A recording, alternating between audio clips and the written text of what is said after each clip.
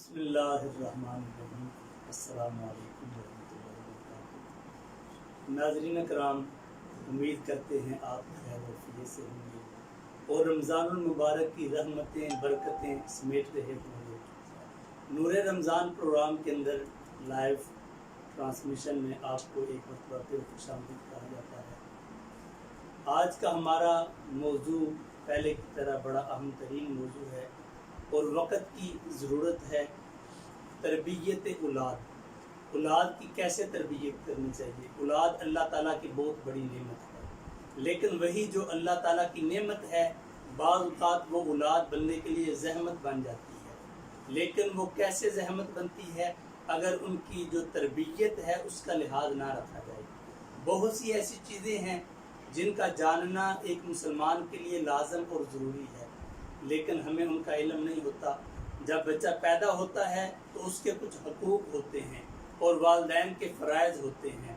بچے کے کان میں اذان کہنا، اذان کہنے کا طریقہ کار کیا ہے، اور اس کو گڑتی دینا اس کا طریقہ کار، اس کا نام رکھنا اس کا طریقہ کار، اگر عقیقہ کرنا ہے اس کا طریقہ کار، بچے کا کب بستر علیحدہ کر دیا جائے، جب باتیں کرنے لگے اس کو کیا سکھایا جائے، یہ تمام امور پر آج انشاءاللہ العزیز اس پروگرام کے اندر بات چیت کی جائے گی۔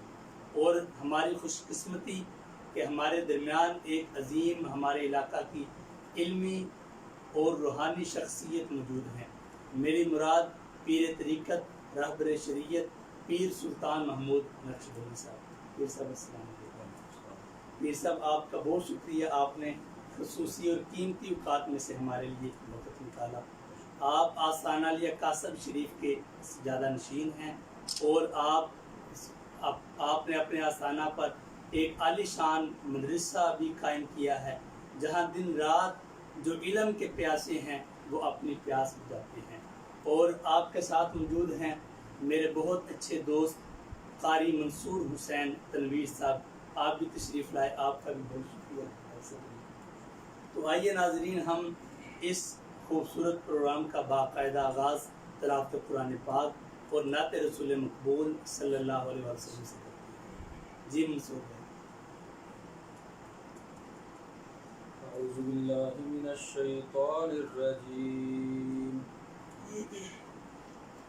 بسم اللہ الرحمن الرحیم، سبحان ربک رب العزة عما یصفون، وسلام علی المرسلین، والحمد للہ رب العالمین۔ آمنت باللہ صدق اللہ مولانا العظیم، وصدق رسولہ النبی الکریم، صلی اللہ علیہ یا رسول اللہ، وسلم علیہ یا حبیب اللہ۔ آقا ہے میرے محبوب خدا، سبحان اللہ سبحان اللہ۔ آقا ہے میرے محبوب خدا، سبحان اللہ سبحان اللہ۔ جس نے بھی ہے دیکھا بولے اٹھا، سبحان اللہ سبحان اللہ۔ جس نے بھی ہے دیکھا وہ بولے اٹھا، سبحان اللہ سبحان اللہ۔ وہ سمجھتے ہیں سب کی بولی، وہ برتے ہیں سب کی جولی، وہ سمجھ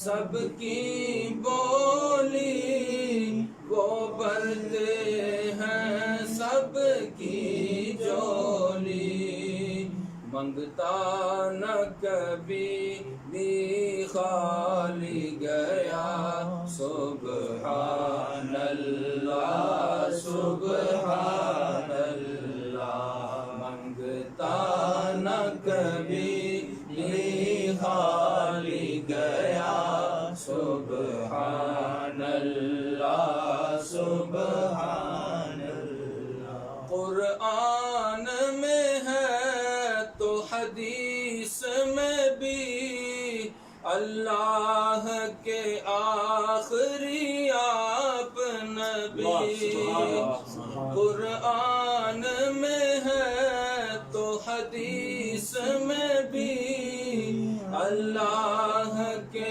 آخری آپ نبی اس پر دل سے ایمان میرا سبحان اللہ سبحان اللہ اس پر دل سے ایمان میرا سبحان اللہ سبحان اللہ آقا ہے میرے محبوب خدا سبحان اللہ سبحان اللہ معراج کرائی اللہ نے ہر چیز دکھائی اللہ نے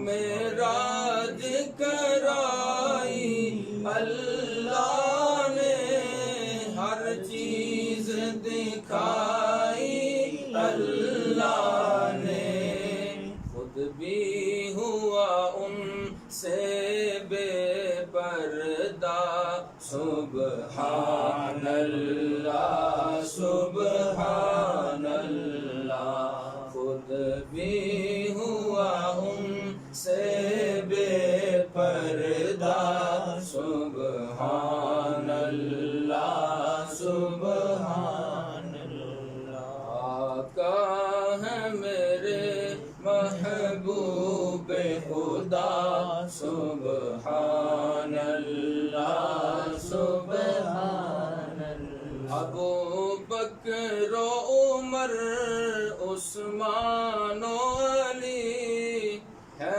جتنے بھی اصحاب نبی ابو بکر و عمر عثمان و علی ہے جتنے بھی اصحاب نبی سب تارے ہیں یہ نبی نے کہا سبحان اللہ سبحان اللہ سب تارے ہیں یہ نبی نے کہا سبحان اللہ سبحان اللہ افضل ہے آل نبی کا گدا یہ نوکر سارے صحابہ کا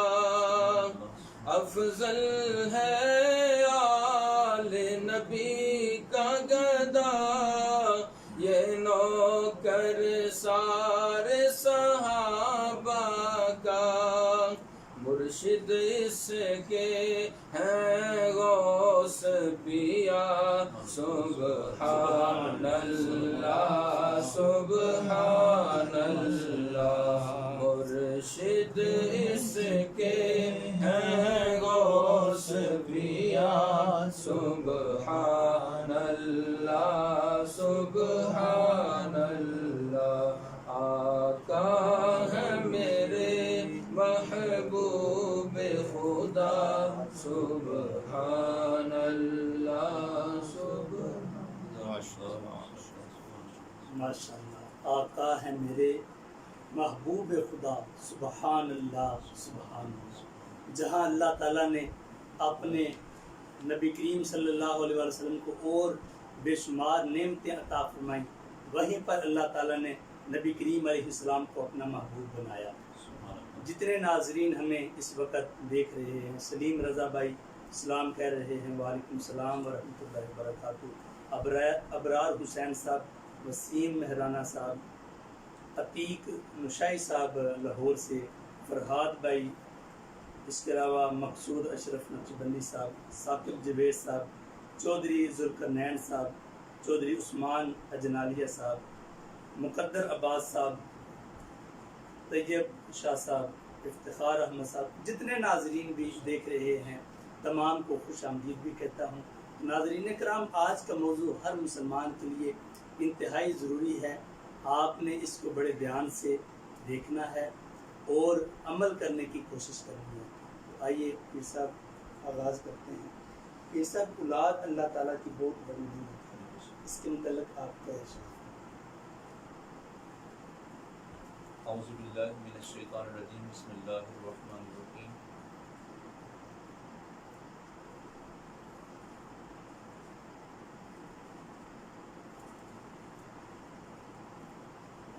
بسم اللہ الرحمن الرحیم۔ والذین یقولون ربنا هب لنا من ازواجنا وذریاتنا قرۃ اعین واجعلنا للمتقین اماما۔ صدق اللہ العظیم۔ سب سے پہلے تو میں حاجی والا کی سرزمین پر علماء کرام کی محبتوں کا شکریہ ادا کرتا ہوں، اور بالخصوص محسن اہل سنت، فقر اہل سنت حضرت علامہ مولانا نصیر احمد نورانی صاحب، میں آپ کا دل سے شکریہ ادا کرتا ہوں کہ آپ نے اس مبارک مہینے کے اندر مجھے بھی یہ سعادت بخشی کہ میں چند گزارشات اس اہم موضوع پر کر سکوں اور اپنے ناظرین و سامعین تک قرآن و حدیث کی بات پہنچانے کی سعادت حاصل کر سکوں۔ میں آپ کا دل سے شکریہ ادا کرتا ہوں، اور اس کے علاوہ میں آپ کو اور آپ کی پوری ٹیم کو مبارکباد پیش کرتا ہوں کہ آپ نے لاک ڈاؤن کے اندر بہت سے اسٹیپ لیے ہیں جو حالات کا تقاضا تھے، جو وقت کی ضرورت تھے۔ ان میں سے آپ نے سہارا فاؤنڈیشن کا قیام، یہ بہت آپ کی بڑی کاوش ہے۔ خدمت انسانیت کے حوالہ سے آپ نے بڑا اسٹیپ لیا، اور اس کو علاقہ بھر کے اندر پذیرائی مل رہی ہے۔ میں آپ کو اور تمام علماء کرام کو، آپ کے تمام معاونین کو اس اہم کاوش پر، کوشش پر خراج تحسین پیش کرتا ہوں، اور اس کے علاوہ میں آپ کو اس بات پر مبارکباد پیش کرتا ہوں کہ آپ نے ماہ رمضان مبارک کی ببرکت ساعتوں کے اندر ایک عظیم علمی، اصلاحی اور تربیتی سلسلے کا آغاز کیا ہے۔ علاقہ بھر کے اندر یہ ایک منفرد پروگرام ہے جو آپ نے شروع کیا ہے سوشل میڈیا کے ذریعے۔ دنیا بھر کے اندر ہمارے ناظرین اور ہمارے سامعین اس سے فیضیاب ہو رہے ہیں۔ یہ میں سمجھتا ہوں کہ آپ کا بہت بڑا قدم ہے۔ اللہ تعالیٰ کی بارگاہ میں دعا ہے کہ مالک آپ کے تمام دینی اور اصلاحی پروگراموں کے اندر مزید برکت نصیب فرمائے، اور آپ کے تمام معاونین، تمام ساتھی، اللہ تعالیٰ سب کو استقامت نصیب فرمائے۔ اور آج کا جو موضوع حضرت آپ نے اس کا انتخاب کیا ہے، بڑا اہم موضوع ہے۔ تربیت اولاد کے حوالے سے اسلام ایک جامع دین ہے، اور اسلام نے اپنے ماننے والوں کو زندگی گزارنے کے تمام اصول و ضوابط عطا فرمائے ہیں۔ اسلام جہاں پر والدین کے حقوق کو بیان کرتا ہے، وہیں پر اسلام نے اولاد کے حقوق کو بھی بیان کیا ہے۔ اسلام جہاں پر ہمسایوں کے حقوق کو بیان کرتا ہے، وہیں پر اسلام نے اپنے قریبی عزیزوں کے حقوق بھی بیان کیے ہیں۔ اسلام نے तमाम के हुकूक को बयान किया है। इसलिए हमें जो आज का मौजूद इसके हवाला से हम गुफ्तगू करेंगे वो तरबियत औलाद के हवाला से है।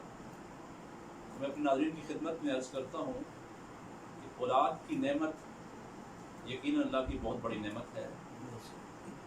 औलाद का मिल जाना भी अल्लाह की बड़ी नेमत है, लेकिन औलाद का नेक होना ये उससे बड़ी नेमत है।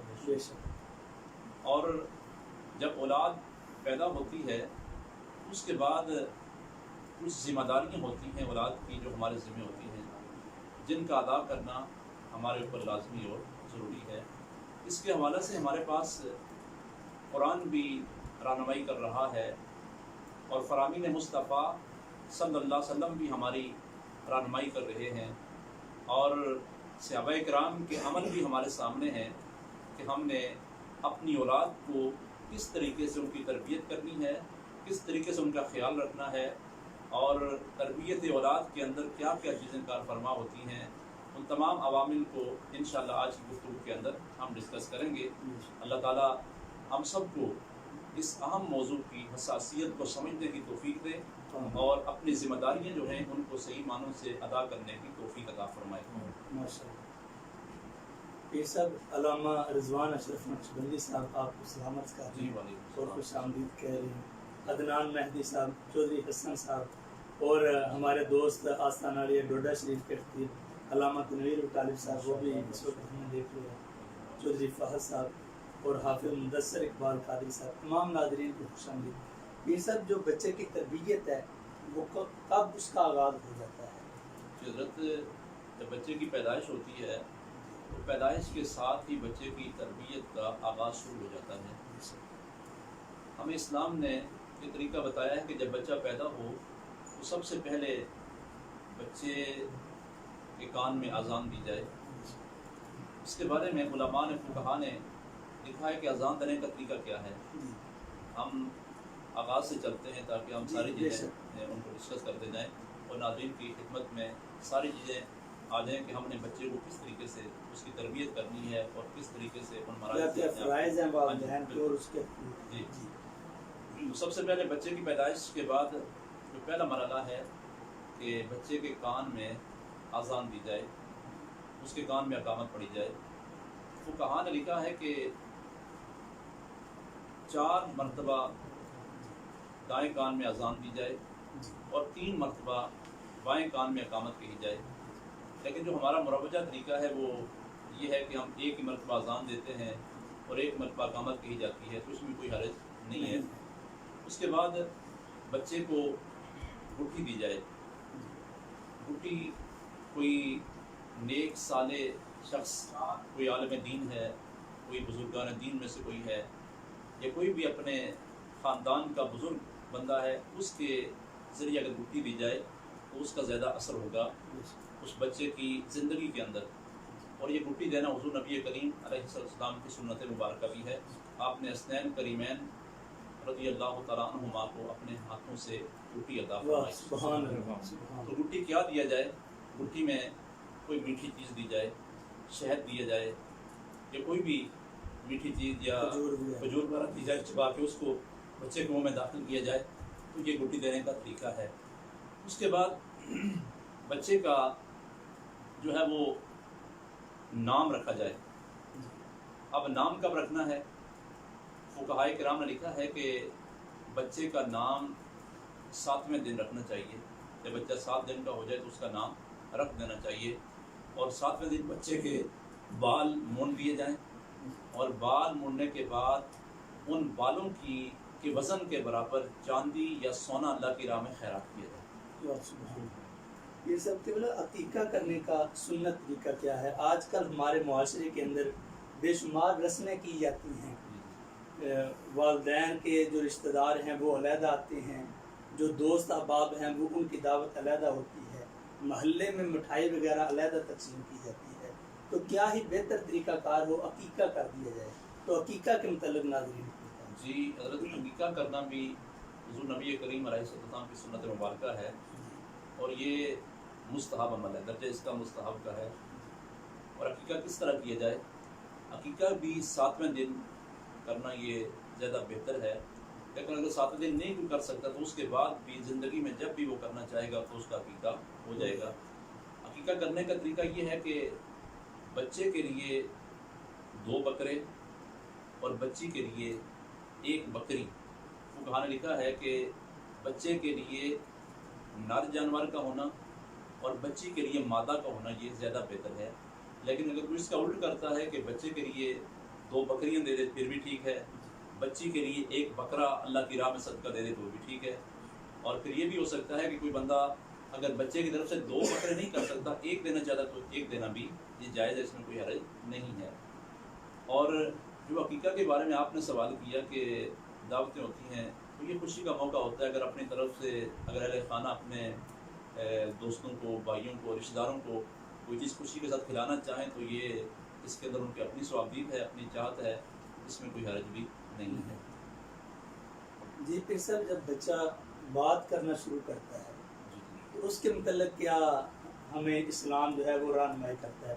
بعض اوقات ہمارے معاشرے کے اندر یہ بھی دیکھنے میں آیا ہے کہ کہا جاتا ہے چلیں بچہ چلیں بیٹا باپ کو یا چاچو کو گالی نکالو، یعنی کہ گالی بھی سکھائی جاتی ہے، تو اس کے متعلق کیا حدیث مبارکہ رہنمائی کرتی ہے؟ حضور نبی کریم علیہ السلام کا فرمان ہے، میں اپنے سامعین ناظرین کی خدمت میں عرض کرتا ہوں، ہمیں ان چیزوں کا خیال کرنا چاہیے اور جو غیر شرعی چیزیں ہیں ان سے اپنے آپ کو دور رکھنا چاہیے۔ جو حضرت نے ایک ہمارے معاشرے کا المیہ پیش کیا کہ جب بچہ بولنے کی عمر کو پہنچتا ہے تو گھر والوں کی خواہش ہوتی ہے کہ بچہ کسی کو گالی دے، اور جب بچے کی زبان سے گالی نکلتی ہے تو سارے گھر والے بڑے خوش ہوتے ہیں، والدین خوش ہوتے ہیں کہ ہمارے بچے نے گالی دی، استغفر اللہ۔ ہم مسلمان ہیں اور ہمیں شریعت اسلامیہ نے ایک جامع نصاب دیا ہے تربیت اولاد کے حوالے سے، اور اس کے اندر حضور نبی کریم صلی اللہ علیہ وسلم نے یہ فرمایا ہے کہ جب بچہ بول چال کی عمر کو پہنچے تو اس کو سب سے پہلا کلمہ جو سکھایا جائے وہ لا الہ الا اللہ محمد رسول اللہ۔ یعنی جب بچے کے باپ ہے، ماں ہے، بہن بھائی ہیں، ہر طرف سے اس کو کلمے کی آواز آنی چاہیے، اور جب بچہ بولنے لگے تو سب سے پہلا کلمہ اس کا لا الہ الا اللہ محمد رسول اللہ یہ ہونا چاہیے۔ اور اس سے بعد میں آتا ہے کہ جس بندے کا آغاز کلمہ شریف سے ہوتا ہے اور اس کا اختتام بھی کلمہ شریف سے ہوتا ہے، یعنی جب آخری وقت انسان کا آتا ہے تو اس وقت حکم ہے کہ تلقین کی جائے۔ تلقین کا معنی یہ ہے کہ اس کے سامنے کلمہ پڑھا جائے، بلند آواز سے کلمہ سارے رشتہ دار عزیز پڑھیں اور وہ سن رہا ہو تاکہ اس کی زبان پر کلمہ جاری ہو جائے۔ اس کو کہنا نہیں ہے پڑھنے کا، بلکہ اس کے سامنے آپ پڑھیں۔ اور حدیث پاک میں حضور نے فرمایا کہ جس بندے کا آغاز بھی کلمے سے ہوتا ہے اور اختتام بھی کلمہ شریف سے ہوتا ہے، اگر اس دوران اس نے 1000 سال بھی عمر پائی اور جتنے اس کے گناہ ہوں گے اللہ تعالیٰ اس کلمے کی برکت سے اس کو معاف فرما دے گا۔ سبحان اللہ، بڑی خوبصورت ناظرین اکرام پیر صاحب نے حدیث مبارکہ آپ کے سامنے بیان فرمائی کہ وہ بندہ جس کا ابتدا بھی کلمہ شریف ہے، جب اس نے کلام کرنا شروع کیا اس وقت بھی کلمہ، اور جب اس کا اختتام ہوا موت کے وقت بھی اس نے کلمہ پڑھا، تو نبی کریم علیہ السلام نے خوشخبری دی کہ اللہ تعالیٰ اس کے گناہ معاف فرما دیں گے۔ پیر صاحب ایک مسئلہ یہ بھی ہے کہ ہمارے معاشرے کے اندر عام طور پر جب بچہ چھوٹا ہوتا ہے تو اکٹھا بہن بھائی سو جاتے ہیں، یا 2 بھائی اکٹھے سو جاتے ہیں، یا امی کے ساتھ سو جاتے ہیں، تو حدیث مبارکہ کے اندر یا ہماری شریعت میں کیا حکم ہے کب ان کا بستر علیحدہ کر دیا جائے؟ ماشاءاللہ بڑا عام سوال ہے یہ آپ کا۔ حدیث مبارکہ میں حضور نبی کریم صلی اللہ علیہ وسلم نے فرمایا ہے کہ جب بچہ، اس سے پہلا کا مرحلہ ہے کہ سرکار نے فرمایا کہ کل مولود یولد الفطرۃ ابواہ یحودانہ او ینصرانہ او یمجسانہ، ہر بچہ فطرت اسلام پہ پیدا ہوتا ہے، اس کے والدین اس کو یہودی، نصرانی اور مجوسی بناتے ہیں، تو والدین کا کردار بڑا اہم ہوتا ہے، اور یہ تربیت کا مرحلہ پہلے دن سے ہی شروع ہو گیا ہے بچوں کی تربیت کا۔ اور حدیث پاک میں حضور نبی کریم صلی اللہ علیہ وسلم نے فرمایا کہ جب بچہ 7 سال کا ہو جائے تو اس کو نماز پڑھنے کا حکم دو، اور جب بچہ 10 سال کا ہو جائے اگر نماز نہ پڑھے تو اس کو مار کر نماز پڑھاؤ، اور جب 10 سال کا بچہ ہو جائے تو ان کے بستر علیحدہ کر دو۔ جو آپ کا سوال ہے کہ کب بستر علیحدہ کیے جائیں، جب بچے کی عمر 10 سال کی ہو جائے تو شریعت اسلامیہ نے ہمیں بتایا ہے کہ اس وقت ان کی بستر علیحدہ کر دی جائیں، بچے علیحدہ ہو جائیں، بچیاں علیحدہ ہو جائیں، ان کا آپس میں اکٹھے سونا یہ خطرے کا باعث ہے، اس لیے ہمیں شروع سے اس چیز کا دھیان کرنا چاہیے اور ان کے بستر علیحدہ کر دینا چاہیے۔ माशाअल्लाह। ये सब औलाद की तरबियत में अहम किरदार कौन अदा कर सकता है? माशाअल्लाह माशाअल्लाह। ये हज़रत उलमाए कराम फरमाते हैं, बल्कि माहिरीन भी ये कहते हैं कि औलाद की तरबियत के अंदर 3 मेन किरदार हैं। उनमें से पहला किरदार वालिदैन का है, दूसरा किरदार उस्ताद का है और तीसरा किरदार मुआशरे का है। और मैं ये कहूँगा कि इस वक्त चौथा किरदार भी हमारा मोबाइल और नेट का है। जो पहला किरदार है वालिदैन का, तो वालिदैन की ज़िम्मेदारी याद रखें किसी लम्हे भी जाके ख़त्म नहीं हो जाती। वालिदैन की ज़िम्मेदारी मुस्तकिल तौर पर औलाद के साथ साथ चलती है। ऐसा नहीं कि जब बच्चे उस्ताद के हवाले हो जाएंगे तो वालिदैन अपनी ज़िम्मेदारी से सुबकदोश हो जाएंगे और उनकी ज़िम्मेदारी ख़त्म हो जाएगी। नहीं, बल्कि वालिदैन की ज़िम्मेदारी हर लम्हे बच्चे के साथ साथ रहती है और वो ख़त्म नहीं होती। पहला मरहला है वालिदैन के पास बच्चा है। हदीस पाक में हुज़ूर नबी करीम सल्लल्लाहु अलैहि वसल्लम ने ये फरमाया है कि बच्चे के लिए सबसे पहली तरबियत का माँ की गोद है। तो सबसे पहला मरहला है बच्चा वालिदैन के पास है। उसका उठना बैठना, रहन सहन, उसकी बोल चाल, सब कुछ वालिदैन के सामने है। वालिदैन तो वो सीख रहा है और वालिदैन जो घर के अंदर गुफ्तगू करते हैं बच्चा उसको फॉलो कर रहा है, उसको कॉपी कर रहा है। तो सबसे पहला मरहला वालिदैन के पास है, उनकी ज़िम्मेदारी है। और दूसरा मरहला जब बच्चा थोड़ा चलने फिरने की उम्र को पहुंचता है उसके बाद वो उस्ताद के हवाले होता है। एक कारी कुरान के पास जाता है, एक उस्ताद के पास जाता है। तो उस वक्त उस्ताद की ज़िम्मेदारी है कि बच्चे का पूरी तरह ख्याल रखे, लेकिन फिर भी वालिदैन की ज़िम्मेदारी ख़त्म नहीं हुई है। वालिदैन पूरा ध्यान रखेंगे बच्चे का कि हमारा बच्चा किसके पास जा रहा है, क्या पढ़ रहा है और उसको पढ़ाने वाला उस्ताद कौन है। इसलिए इन सारी चीज़ों का लिहाज करना वालिदैन की ज़िम्मेदारी भी है और उस्ताद का अहम किरदार इस मरहले के अंदर है। और उसके बाद जब बच्चा ज़रा बड़ा हो जाता है, बालिग हो जाता है, फिर वो मुआशरे के अंदर जाता है। फिर वो मुआशरे से बहुत कुछ सीखता है। अगर उसको अच्छी सोहबत मिल गई है, सोसाइटी अच्छी मिल गई है, उसके दोस्त अच्छे उसको मिल गए हैं, तो फिर वो बच्चा उनसे अच्छी चीज़ों को अख़ज़ करेगा, अच्छी चीज़ों को लेगा। लेकिन अगर अल्लाह न करे कि हमारा बच्चा सोबत बद के अंदर चला गया है, सोसाइटी और मुआशरे के अंदर उसको अच्छे दोस्त नहीं मिले हैं, तो बुरे मुआशरे से वो बच्चा हमारा खराबी की तरफ जाएगा और उसकी तरबियत पर बहुत बुरा असर पड़ेगा। तो 3 किरदार वालिदैन, उस्ताद और मुआशरा। और आज के दौर में मीडिया का बड़ा अहम किरदार है, ख़ासकर मोबाइल है हमारे पास, बच्चों के पास, और नेट का ज़माना है। इसका भी बड़ा अहम किरदार है बच्चे की तबाही के अंदर भी और बच्चे के संवारने के अंदर भी। इंशाअल्लाह ये आगे चल के हम इसके बारे में भी इंशाअल्लाह अर्ज़ करते हैं। माशाअल्लाह, जितने अहबाब अल्लामा रियासत अली जलाली साहब और नारोवाल से बहुत बड़े आलिम दीन मुफ्ती अहमद सईद तुफ़ैल साहब ये सब सलाम अर्ज़ कर रहे हैं, मलक कमर फ़रूक साहब, हमज़ा मुग़ल साहब, और इसके अलावा जितने भी नाजरीन इस वक्त हमें देख रहे हैं, राजा बिलाल, शमीन साहब, तमाम नाजरीन को खुश आमदीद कहा जाता है। ये सब औलाद के हवाला से नबी करीम सल्लल्लाहु अलैहि वसल्लम के जो फ़रामीन हैं उनके मुतल्लिक़ आप इरशाद फरमाएं। जो नबी करीम सल्लल्लाहु अलैहि वसल्लम के बेशुमार फ़रामीन हैं औलाद की तरबियत के हवाला से। जिस तरह मैंने पहले भी अर्ज़ किया कि हुज़ूर ने फरमाया है कि हर बच्चा फितरत इस्लाम पे पैदा होता है। अब उसके वालिदैन हैं कि जो उसको यहूदी बना दें, उसको ईसाई बना दें, उसको मजूसी बना दें। और हुज़ूर नबी करीम सल्लल्लाहु अलैहि वसल्लम का ये मशहूर फरमान है कि अपनी औलाद को 3 बातें सिखाओ। नाज़रीन, हमारे साथ इस वक्त मुंसलिक हैं और हमें अपनी दुआओं से नवाज रहे हैं, हम उनका शुक्रिया भी अदा करते हैं। और हुज़ूर के ये फ़रामीन अपने नाज़रीन के सामने अर्ज़ करते इस नीयत के साथ जो काबिल अमल बातें हैं इनको हमने अपनाने की कोशिश करनी है। इंशाअल्लाह 3 बातें हुज़ूर ने फरमाई कि अपनी औलाद को 3 बातें सिखाओ। पहली बात, अपने नबी की मोहब्बत उनको सिखाओ। सुभान अपनी औलाद को सबसे पहली बात अपने नबी का प्यार उनको सिखाओ। और दूसरी बात हुज़ूर ने फरमाई कि अपनी औलाद को नबी की आल का प्यार सिखाओ। और तीसरी बात हुज़ूर सैयद आलम सल्लल्लाहु अलैहि वसल्लम ने फरमाया है कि अपनी औलाद को कुरान की तालीम दो। तो पहले नबी की मोहब्बत सिखाओ। नबी की मोहब्बत सिखाने का तरीका क्या है कि तुम अपने घर के अंदर अपने बच्चों को बिठा के हुज़ूर की नातें पढ़ो, बच्चों से हुज़ूर की नातें सुनो اور حضور کی عشق کی باتیں ان کو سناؤ، حضور کی محبت اور پیار کس سے ان کو سناؤ، تاکہ تمہارے بچوں کے دلوں کے اندر حضور کی محبت پیدا ہو جائے، ان کو ایسا ماحول مل جائے کہ بچے حضور کے عاشق بن جائیں، حضور سے پیار کرنے والے بن جائیں۔ ایسی پاکیزہ محافل جہاں پر حضور کی نعتیں پڑھی جائیں، درود و سلام پڑھا جائے، ان محافل میں اپنے بچوں کو ساتھ لے کر جائیں، تاکہ بچوں کو معلوم ہو کہ ہم نے کس ذات سے پیار کرنا ہے، تاکہ ان کے دلوں کے اندر حضور کی محبت پیدا ہو جائے۔ یہ طریقہ ہے حضور کی محبت پیدا کرنے کا۔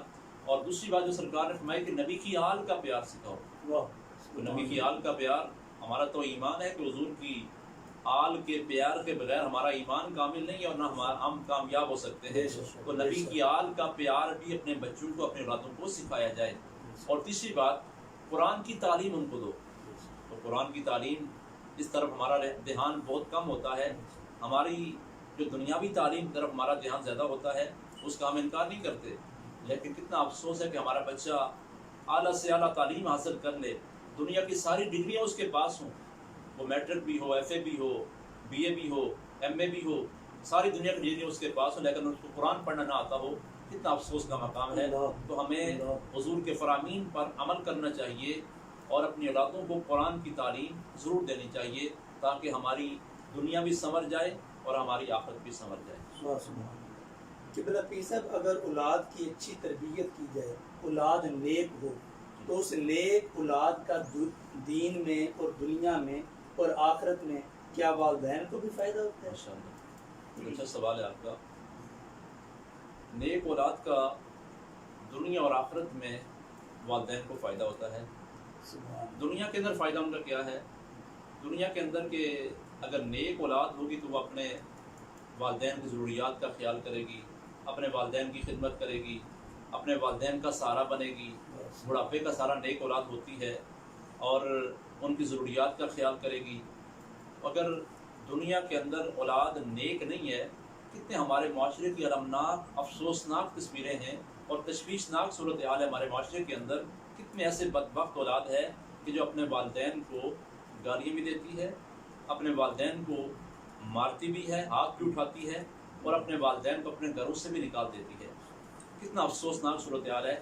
لیکن وہ نیک اولاد جو اپنے والدین کی خدمت کرتی ہے، حدیث پاک میں حضور نے فرمایا نا، وہ مشہور حدیث پاک ہے کہ جس کا مفہوم ہے، حضور نے فرمایا کہ تمہارے والدین تمہارے جنت بھی ہیں اور دوزخ بھی ہیں۔ اللہ جنت کیسے اور دوزخ کیسے؟ فرمایا کہ جو اولاد اپنی والدین کی خدمت کرے گی تو ان کی خدمت کے بدلے جنت کی حقدار بن جائے گی، اور جو اولاد اپنے والدین کی خدمت نہیں کرے گی، ان کو ناراض کرے گی، تو ان کو ناراض کر کے جہنم کا ایندھن بن جائے گی۔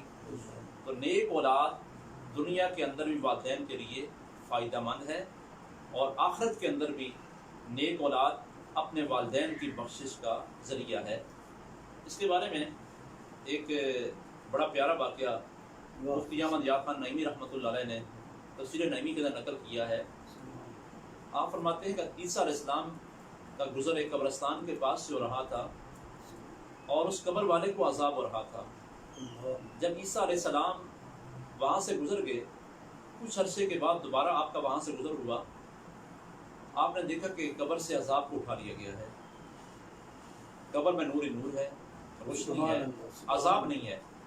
اللہ کی بارگاہ میں عیسیٰ علیہ السلام عرض کرتے ہیں، مالک ماجرا کیا ہے؟ جب میں پہلے یہاں سے گزرا تو اس قبر والے کو عذاب ہو رہا تھا، اب عذاب کو اٹھا لیا گیا ہے۔ تو اللہ کی بارگاہ سے جواب ملا، ایمانوں کو تازہ کرنے والا یہ جملہ ہے، اور ہمیں اپنے آپ پر بھی غور کرنے کا یہ موقع ہے۔ اللہ کی بارگاہ سے جواب ملا کہ میرے نبی، جب یہ بندہ فوت ہوا تھا تو اس کی بیوی کے یہاں اس کے مرنے کے بعد بچہ پیدا ہوا ہے۔ آج وہ بچہ پہلے دن مکتب میں گیا ہے، مدرسہ میں گیا ہے، قاری قرآن کے پاس گیا ہے، اور پہلا سبق اس نے یہ پڑھا ہے بسم اللہ الرحمن الرحیم۔ سبحان اللہ۔ اور میری حیرت یہ گوارا نہیں کرتی کہ جس کا بچہ فرش زمین پر میرا نام لے رہا ہو، میں قبر میں اس کو عذاب کے اندر مبتلا رکھوں۔ سبحان اللہ۔ تو نیک اولاد دنیا کے اندر بھی والدین کے لیے فائدہ مند ہے، اور دنیا سے جانے کے بعد بھی اپنے والدین کی بخشش کا ذریعہ ہے۔ دیکھا ناظرین کرام، وہ چھوٹا بچہ جس نے بسم اللہ الرحمن الرحیم پڑھا تو اللہ تعالیٰ نے اس کے والد پر کرم کرتے ہوئے قبر کے عذاب کو دور فرما دیا۔ جتنے ناظرین ہیں، شاہ زیب بھائی پیر صاحب سلام عرض کر رہے ہیں آپ کو، خالد بھائی ہمیں دیکھ رہے ہیں، اس کے علاوہ حافظ اجاز احمد قادری صاحب خوش آمدید آپ کو بھی، اور جتنے چودھری خالد صاحب ماشاءاللہ مستقل ہمارے ناظر ہیں، آپ کو بھی خوش آمدید، اور جتنے ناظرین کرام ہیں، اللہ تعالیٰ آپ کو سلامت رکھے اور اللہ تعالیٰ آپ کو برکتیں عطا فرمائے۔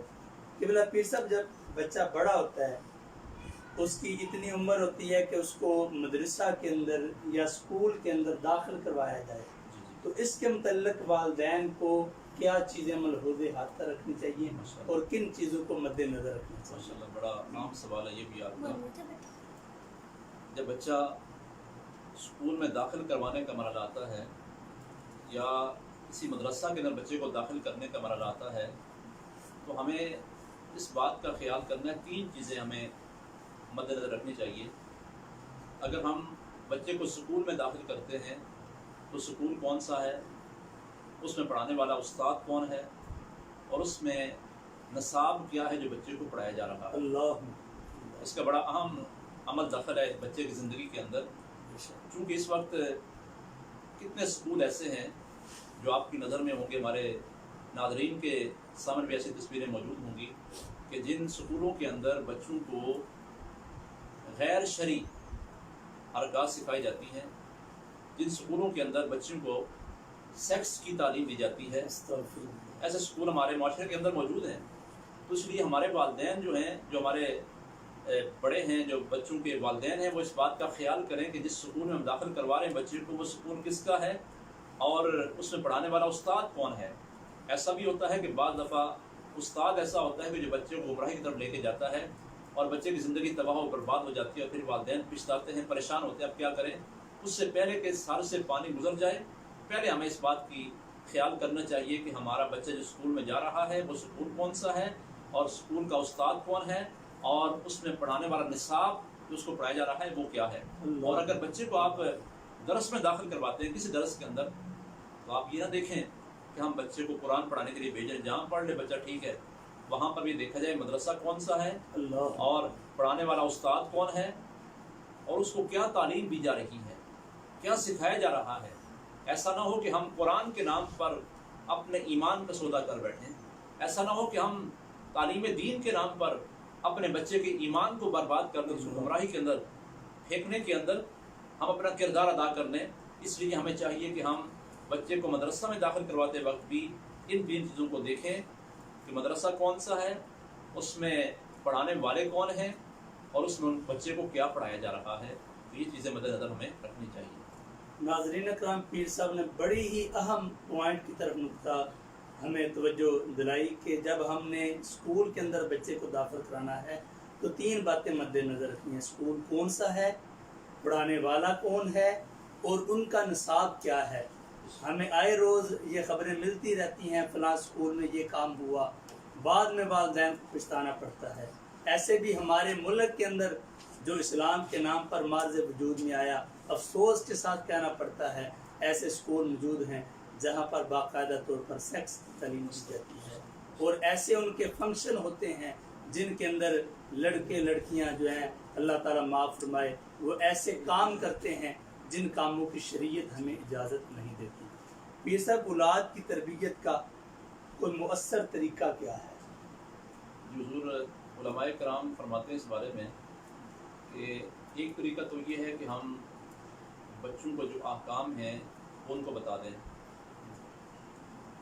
اور ایک طریقہ یہ ہے جو اس سے مؤثر طریقہ ہے، یہ تو ہے کہ بچے کو آپ کہیں کہ بچہ نماز پڑھ، قرآن پڑھ، اچھے کام کر، لیکن اس کے ساتھ جو علماء کرام اور ماہرین ہمیں بتاتے ہیں کہ جو مؤثر طریقہ ہے وہ یہ ہے کہ ہم بچے کے سامنے وہی کام کرتے جائیں، اپنے کردار و عمل سے بچے کو تبلیغ کریں، اس کی تربیت کریں، بچہ ہمیں دیکھ دیکھ کر ان چیزوں کا عادی بن جائے۔ مثال کے طور پر اگر آپ گھر میں ہیں، نماز کا ٹائم ہے، اذان کی آواز آئی ہے، تو آپ سارے کام چھوڑ کے مسجد کا رخ کر دیں تو بچہ آپ کو دیکھ کر نماز پڑھنا شروع کرے گا۔ اگر ایک ماں ہے، گھر میں ہے، اذان کا ٹائم ہوا، نماز کا ٹائم، اذان ہو گئی ہے، تو ماں مصلی بچھا کے نماز پڑھنا شروع کر دے۔ اگر گھر میں بچی ہے تو بچی اپنی ماں کو دیکھ کر نماز کی عادی بن جائے گی۔ اگر والدین گھر میں ہیں، قرآن کریم کی تلاوت کرتے ہیں، تو بچے ان کو دیکھ دیکھ کر قرآن پڑھنا شروع کر دیں گے، اور ایسی صورتحال پیدا ہی نہیں ہوگی کہ آپ بچوں کو مار کے ساری چیزیں سکھائیں۔ بچے آپ کو دیکھ دیکھ کر وہ بچے نماز کے عادی بن جائیں گے، قرآن کے عادی بن جائیں گے، درود پاک پڑھنے کے عادی بن جائیں گے، ان میں اچھی عادات پیدا ہو جائیں گی۔ اس لیے یہ عمل اس سے اور یہ طریقہ اس سے مؤثر ہے کہ ہم بچوں کو کہہ کر ان کو عمل کروائیں، اس سے بہتر ہے کہ ہم بچوں کے سامنے خود عمل کرنا شروع کر دیں۔ اپنے کردار و عمل کے ذریعے بچوں کی تربیت کے اندر ہم بڑا اہم رول اور کردار ادا کر سکتے ہیں۔ ماشاءاللہ۔ قبلہ پیر صاحب حافظ بلال اصغر جلالی صاحب آپ کو سلام عرض کر رہے ہیں، منصور صاحب آپ کو بھی سلام عرض کر رہے ہیں، ماشاءاللہ۔ ملک عمر فروخ صاحب وہ بھی سلام عرض کر رہے ہیں۔ قبلہ پیر صاحب ہمارے معاشرے کے اندر آج کل یہ بھی عجیب سی بات ہے، بعض اوقات بچے ضدی ہو جاتے ہیں، ان کے اندر کوئی سختی پیدا ہو جاتی ہے، والدین ان کو سمجھانے کی کوشش کرتے ہیں لیکن وہ بات نہیں مانتے، اس کے حوالے سے آپ جی حضرت، اس کے اندر دیگر عوامل بھی ہو سکتے ہیں، لیکن جو میں سمجھتا ہوں وہ یہ ہے کہ بچوں کی طبیعت کے اندر سختی، جھگڑالو پن اور بات بات پر لڑائی جھگڑا کرنا، سخت مزاجی، یہ بچوں کے اندر اس طریقے سے بھی آتی ہے اگر والدین اپنے گھر کے اندر بچوں کے سامنے آپس میں لڑتے جھگڑتے ہیں، آپس میں گالی گلوچ کرتے ہیں، ایک سختی کا ماحول بچوں کو ملتا ہے اپنے گھر کے اندر، تو پھر بچے اس ماحول سے بہت زیادہ متاثر ہو جاتے ہیں، اور وہ چیزیں دیکھ دیکھ کر، اپنے والدین کو دیکھ دیکھ کر، اپنے دیگر خاندان کے افراد کو دیکھ دیکھ کر بچوں کی طبیعت کے اندر سختی پیدا ہو جاتی ہے، ضدی بچے بن جاتے ہیں۔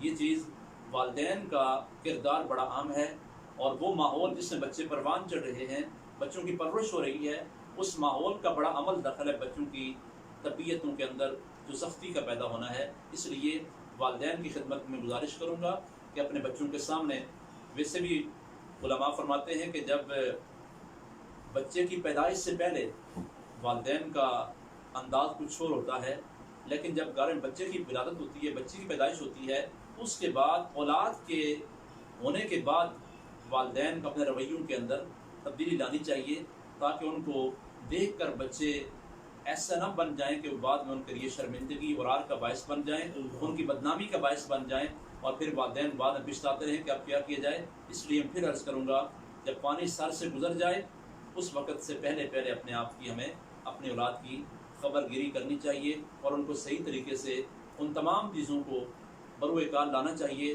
جو بچے کی تربیت کے اندر مین کردار ادا کر سکتی ہیں۔ بے شک پیر صاحب نے بہت خوبصورت باتیں ارشاد فرمائیں۔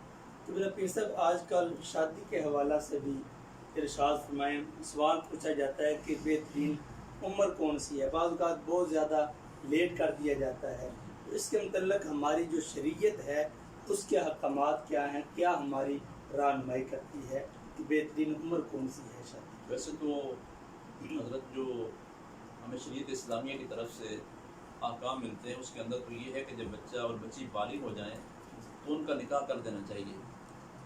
بچی کی بالغ ہونے کی عمر تقریباً 9 سے 13 سال کی عمر، یا جب بھی علامات بلوغت ظاہر ہو جائیں تو وہ بالغ ہے، اور بچے کی عمر تقریباً 13 سے 15 سال کی عمر جو ہے یہ بلوغت کی عمر ہے۔ اور اگر اس کے علاوہ اس سے پہلے بھی بلوغت کی علامات ظاہر ہو جائیں، بچے کو اطلاق ہو جائے، تو اس وقت بچہ بالغ ہوگا، اور حکم ہے کہ جب بچہ بالغ ہو جائے، بچی بالغ ہو جائے، اس وقت ان کا نکاح کر دینا چاہیے، اور بغیر کسی وجہ کے ان کی شادیاں اور نکاح لیٹ نہیں کرنے چاہیے۔ ہاں اگر کوئی عذر ہے، کوئی مجبوری ہے، آپ اس ٹائم پہ نکاح نہیں کر سکتے، کوئی قانونی پیچیدگیاں ہیں، جس طرح ہمارے ملک کے اندر بھی ہے کہ 18 سال کی عمر شاید لازم کر دی گئی ہے، جو شریعت کے مطابق تو نہیں ہے، لیکن اگر ایسا کوئی مسئلہ ہو تو پھر ہمیں اگر لیٹ کرتے ہیں تو اس میں ہمیں گنجائش ہے، لیکن کوشش کرنی جتنی جلدی ہو سکے جب بالغ ہونے کے بعد آسانی کے ساتھ ہم بچوں کا نکاح کریں، تاکہ کسی برائی سے بچے بچ جائیں اور برائی کے اندر ملوث ہونے کا ان کو موقع ہی نہ ملے۔ قبلہ پیر صاحب قبر علیہ السلام اگر دیکھا جائے تو بیٹی کو آر سمجھا جاتا تھا، جس کے گھر میں بیٹی ہوتی وہ نا خوش ہوتا، اگر بیٹا ہوتا خوش ہوتا۔ بعض اوقات ایسے بھی ناظرین کرام واقعات ملتے ہیں کہ بچی پیدا ہوئی، اس کو زندہ درگور کر دیا گیا۔ تو آج کل بھی کچھ لوگ ایسے ہیں جو بیٹی کے پیدا ہونے پر جو ہے وہ پریشان ہوتے ہیں، ان کے متعلق رہنمائی فرمائیں۔ یا ایسا بھی ہے کہ بیٹے کے ساتھ زیادہ اچھا سلوک کیا جاتا ہے، بیٹی کے ساتھ ناروا سلوک کیا جاتا ہے۔ حضور ہمارے معاشرے کی یہ بھی ایک المناک تصویر ہے، حالانکہ ہر جگہ تو ایسا نہیں ہوتا ہے لیکن ہوتا ہے۔ اس وقت زمانہ جاہلیت میں بچیوں کو زندہ درگور کیا جاتا تھا، اور جب ہمارے پیارے آقا صلی اللہ علیہ وسلم حضور رحمت عالم صلی اللہ علیہ وسلم تشریف لائے تو آپ نے آ کر انسانیت کو اس کا مقام دلایا، ماں کو اس کا مقام دیا، بچی کو اس کا مقام دیا، بیوی کو اس کا مقام دیا، ماں باپ کو ان کا مقام دیا، ہر ایک کے حقوق کو سرکار نے واضح کیا، اور بیٹی کو حضور نے رحمت قرار دیا۔ واہ سبحان اللہ۔ اور بلکہ حدیث پاک میں یہ بھی آتا ہے، مفہوم حدیث پاک کا، کہ جس بندے کی 3 بچیاں ہوں اور وہ اپنی بچیوں کی اچھی پرورش کرتا ہے، ان کی تربیت کرتا ہے، ان کا خیال کرتا ہے اور ان کا نکاح کرتا ہے، تو وہ بچیاں قیامت کے روز اس کی بخشش کا ذریعہ ہوں گی۔ اور ایک روایت میں 2 بھی ہے، 1 بچی بھی ہے۔ بہرحال بچیوں کی دیکھ بھال کرنا، ان کی تربیت کا خیال کرنا اور ان کو بہترین انداز میں اپنے گھروں رخصت کرنا، یہ اللہ کی رحمت کے حصول کا ذریعہ ہے۔ اس لیے ہمیں اس چیز کو اپنے معاشرے کے اندر اس کی حوصلہ شکنی کرنی چاہیے کہ جب بچہ پیدا ہو جائے تو ہم بچے کی خوشی منائیں، اور بچی پیدا جب پریشان ہو جائیں۔ ویسے ایک عقلی طور پر ہی دیکھا جائے تو دیکھیں، جب اگر والدین بڑھاپے کے عالم میں پہنچ جاتے ہیں تو اگر ان کو، ہمارے معاشرے میں اس کی مثالیں موجود ہیں، اگر بچے اپنے گھروں سے والدین کو نکال دیتے ہیں، ایسے بد نصیب اولاد بھی ہے جو گھروں سے اپنے والدین کو باہر نکال دیتے ہیں، اور پھر جو بچیاں ہیں وہ والدین کو اپنے گھروں میں رکھتی ہیں، تو بچی ہر لحاظ سے اپنے والدین کا خیال رکھنے والی ہے، اس لیے زیادہ محبت کرنے والی ہے، زیادہ پیار کرنے والی ہے۔ تو اس لیے ہمیں اس چیز کی حوصلہ شکنی کرنی چاہیے، اور بچی ہو جائے تب بھی وہ اللہ کی رحمت ہے، اللہ کا انعام ہے، بچہ ہو جائے تو وہ بھی اللہ کی نعمت ہے۔ اس میں کسی عورت کا، اور یہ بھی حضور ایک ہمارے معاشرے کا المناک صورتحال ہے کہ جب بچی پیدا ہوتی ہے تو جو بچی کی والد ہے وہ والدہ کو تنگ کرتا ہے، اور بعض اوقات ایسا بھی ہوتا ہے کہ اگر 2-3 بچیاں ہو جائیں تو ایسے بد نصیب لوگ بھی ہیں کہ جو اپنی بیوی کو فارغ کر دیتے ہیں، طلاق دے دیتے ہیں، کہ جس کے ہاں ہر بار بچی پیدا ہوتی ہے۔ حالانکہ دیکھا جائے تو بچی پیدا کرنا اس کے اختیار میں تو نہیں، یا بچہ پیدا کرنا اس کے اختیار میں تو نہیں ہے، یہ تو اللہ کی عطا ہے۔ وہ بچہ دے پھر بھی اس کا شکر ہے، بچی دے پھر بھی اس کا شکر ہے۔ ہمیں اس مالک کے ہر انعام پر شکریہ ادا کرنا چاہیے اور اس کی ناراضگی کو مول نہیں لینا چاہیے۔ جی ناظرین کرام، الحمدللہ ہماری اس بات پر سیر حاصل گفتگو ہوئی۔ ایک اہم فریضہ والدین کا یہ بھی ہے کہ اپنے بچوں کو حلال رزق کھلائیں۔ ایک نبی کریم علیہ السلام کا بڑا خوبصورت واقعہ، امام حسن مجتبی رضی اللہ تعالیٰ عنہ ایک مرتبہ آقا کریم علیہ السلام کی بارگاہ میں حاضر ہوئے۔ آپ کی بچپنے کی عمر تھی، حضور کی بارگاہ میں کھجوریں پڑی ہوئی تھیں اور وہ صدقے کی کھجوریں تھیں۔ امام حسن مجتبی نے ایک کھجور اٹھائی اور منہ کے اندر داخل کر لی، تو نبی کریم صلی اللہ علیہ وسلم نے کھجور کو نکال دیا، اور نبی کریم علیہ السلام نے فرمایا یہ جو ہے وہ لوگوں کے مال کا میل ہے، یہ ہمارے لیے جائز نہیں ہے۔ تو اس طرح نبی کریم صلی اللہ علیہ وسلم نے تربیت کر کے لوگوں کو پیغام دیا۔ تو میں پھر سب آپ کا اور اپنے پیارے دوست اور بھائی منصور بھائی کا بہت زیادہ شکریہ ادا کرتا ہوں کہ آپ نے خصوصی وقت نکالا۔ آخر کے اندر ناظرین کو کوئی پیغام دینا چاہیے؟ جی، میں آپ کا بھی شکریہ ادا کروں گا، اور جتنے ناظرین ہمارے ساتھ شامل ہیں ملک سے، بیرون ملک سے، ان تمام کا بھی شکریہ، اور سب کی خدمت میں گزارش کروں گا کہ ہمیں اپنی اولاد کی تربیت کا ضرور خیال کرنا چاہیے، اور اپنے اولادوں کو دینی خطوط پر ان کی تربیت کرنی چاہیے، اور تاکہ ہمارے اولاد ہمارے دنیا کے اندر بھی اور آخرت کے اندر بھی ہمارے لیے نفع کا باعث بنے اور ہمارے لیے کسی بدنامی کا ذریعہ نہ بنے۔ اس لیے ہمیں اپنی اولاد پر پورے چیک کا نظام رکھنا چاہیے۔ جب بچے اگر آپ اجازت دیں تو 1 منٹ ہے تو میں بات کر دوں اپنے ناظرین کے لیے. ماہرین کہتے ہیں کہ 3 مرحلے ہیں اولاد کی تربیت کے حوالے سے بڑے عام ہیں.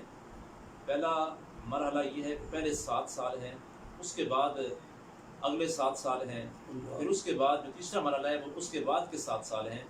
پہلے 7 سال میں آپ بچے کو اپنی گود میں لیں، پھر اس کی پرورش کریں، اور دوسرے 7 سال میں یعنی 7 سے لے کر 14 سال کی عمر، اس عمر میں آپ بچے کو غلام بنائیں. غلام کا معنی یہ نہیں کہ اس پر سختی کریں، جبر کریں، تشدد کریں، بلکہ غلام کا معنی یہ ہے کہ اس پر احکام نافذ کرنا شروع کریں. اس کو نماز پڑھنے کا عادی بنائیں، روزے رکھنے کا عادی بنائیں، اس کو ان احکام شریعہ کا پابند بنانے کی کوشش کریں، اور پھر کام کرنے کی عادت بنائیں. یعنی کہ علماء نے لکھا ہے وہ ایسی عمر ہے جو بھی کام کہا جائے وہ کام بالکل کرے گا. اور اس کے بعد جو 14 سال سے 21 سال کی عمر ہے، اس عمر میں آپ بچے کے دوست بن کر رہے ہیں. یعنی وہ عمر بڑی خطرناک ہوتی ہے. جب بچہ معاشرے میں نکلتا ہے تو وہ دوستیاں پیدا کرتا ہے، اس کو اچھے دوست بھی ملتے ہیں، برے بھی ملتے ہیں.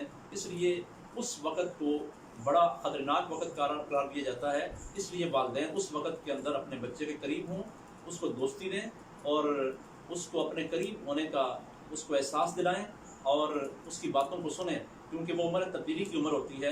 جب بلوغت کی عمر قریب ہوتی ہے تو اس وقت اپنے بچے کا آزاد خیال کیا جائے تاکہ ہمارا بچہ معاشرے کے اندر کسی بری مجلس میں نہ چلا جائے، بری صحبت میں نہ چلا جائے اور وہ اپنی زندگی کو تباہ و برباد کر دے. تو میں اپنے ناظرین کی خدمت میں یہ عرض کروں گا کہ اپنی اولاد پر پوری توجہ دی جائے، پورا خیال ان کا رکھا جائے. ان کی جسمانی ضروریات کا بھی خیال یہ ہمارے ذمے ہے، اور ان کی جو روحانی ضروریات ہیں ان کا خیال بھی ہمارے ذمے ہے.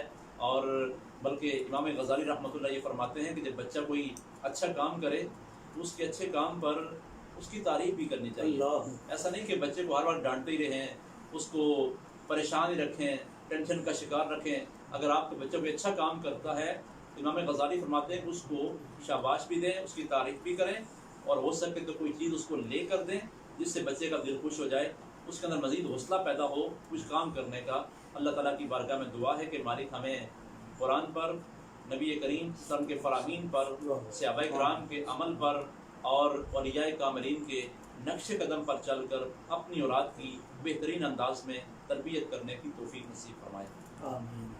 قبلہ پیر صاحب دعا فرمائیں ناظرین کے لیے. اللہم صلی علی سیدنا مولانا محمد وعلی آل سیدنا مولانا محمد واصحاب سیدنا مولانا محمد وبارک وسلم. الہ العالمین ہماری اس مجلس کو اپنی بارگاہ میں قبول و منظور فرما. یا اللہ جو ہم نے اچھی باتیں کی ہیں یا اللہ ان پر عمل کرنے کی توفیق عطا فرما. جو ہم سے غلطی کوتاہیاں ہوئی یا اللہ معاف فرما. ماہ رمضان مبارک کی ببرکت ساعتوں کے اندر، اس عظیم الشان پروگرام کے اندر جتنے بھی لوگ ہمارے ساتھ شامل رہے، مالک کائنات سب کی نیک جائز حاجات کو پورا فرما.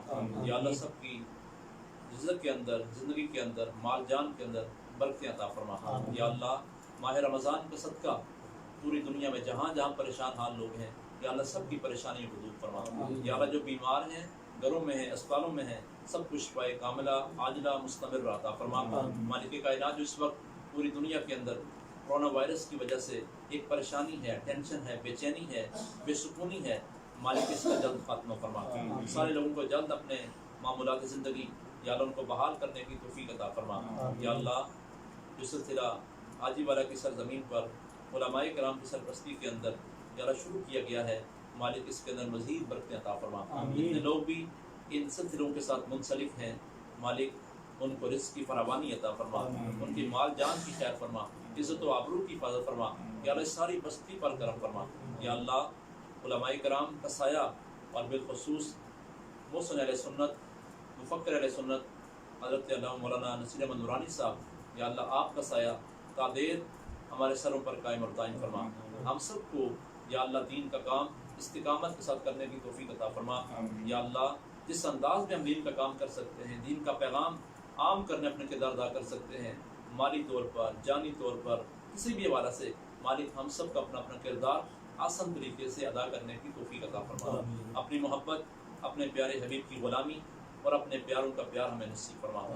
قرآن پڑھنے، سمجھنے اور اس کے مطابق عمل کرنے کی توفیق عطا فرما.